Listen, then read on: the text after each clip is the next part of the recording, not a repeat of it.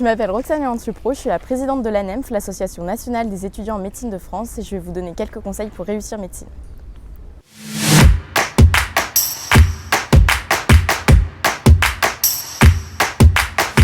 Alors, pour réussir son intégration dans les années de médecine, c'est important d'aller à la rencontre des gens. Effectivement, PACES nous a beaucoup isolés et avec la deuxième année, la pression du concours disparaît. Il n'y a plus cet esprit-là, on peut vraiment avoir l'opportunité de développer sa vie étudiante. Et pour ça, il y a différentes manières. On peut participer à la vie la faculté. On peut adhérer à la Corpo qui propose toujours des événements différents pour rencontrer de nouvelles personnes. On dit souvent que PACES c'est l'année la plus difficile des années de médecine et c'est pas vrai. Il y a encore à préparer l'externat et même si la P2, D1 sont des années où on peut plus se relâcher, c'est important de garder un pied dans les études parce qu'on apprend des matières très importantes, notamment la sémiologie qui est l'étude des signes cliniques ou alors la physiologie, comment fonctionne son corps. Donc c'est très important de garder un pied dans ces études. Et puis c'est intéressant aussi, on entre vraiment dans le vif du sujet et on a envie de faire de la médecine et d'apprendre la médecine.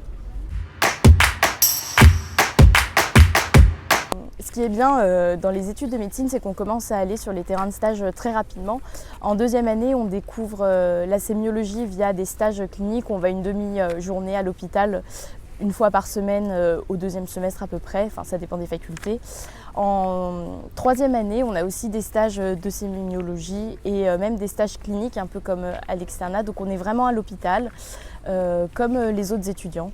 Donc c'est vraiment très intéressant, on est vraiment dans le cœur du métier et ça très tôt. Et puis à partir de la quatrième année de médecine, là on va en stage à l'hôpital tous les matins ou alors tous les jours pendant 6 semaines. Et là on apprend vraiment à pratiquer la médecine, à faire des examens cliniques, etc. Ce qui est bien dans les études de médecine, c'est qu'on peut s'investir au-delà de nos études et faire de l'associatif. Donc en deuxième année, on a l'opportunité de s'investir au tutorat en devenant tuteur pour les PACES. On peut aussi s'investir dans le tutorat des externes, c'est-à-dire vraiment aider les externes et les années sup dans leurs études. On peut également entrer dans l'association locale, donc dans vos corpos locales. Et là, vous avez la chance d'organiser les soirées, par exemple, mais aussi d'avoir une part dans la représentation des étudiants au territorial ou au national. Et évidemment, après, vous pouvez toujours vous investir à l'ANEMF. Donc ça, généralement, c'est après la troisième année, en quatrième année de médecine.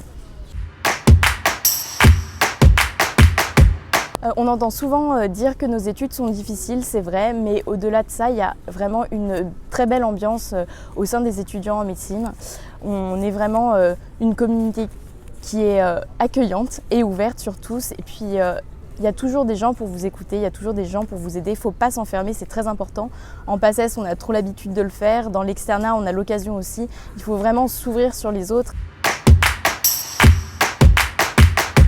N'hésitez pas à aller vers les autres et c'est comme ça que vous réussirez à bien vivre vos études de médecine.